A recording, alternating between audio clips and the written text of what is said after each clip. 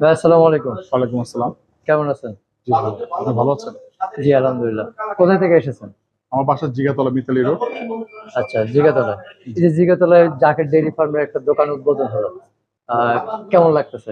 খুবই ভালো লাগছে কারণ আগে আমাদের বাসা থেকে বেরিবাঁধে যাওয়া একটু আসার সমস্যা ছিল। তারপর পার্শ্ববর্তী উনি মাঝখানে ফার্মটা ভেঙে দেওয়ার কারণে উনি অনেক মন নষ্ট হয়ে গেছিল। তারপর উনি মন শক্ত করেও উনি তারপর মোহাম্মদপুর নূরজাহান রোডে একটা দোকান দিয়েছিলেন। তারও আমাদের একটু যাতে বিরক্ত হতাম বা দূরে বা যাতায়াতের জন্য কষ্ট হইতো। আমাদের ঘরের সাথে হয়তো আমাদের খুব ভালো আনন্দিত আমরা যে এরকম একটা ফার্ম আমাদের এলাকায় হবে এটা আমরা কোনোদিন কল্পনা করতে পারি নাই।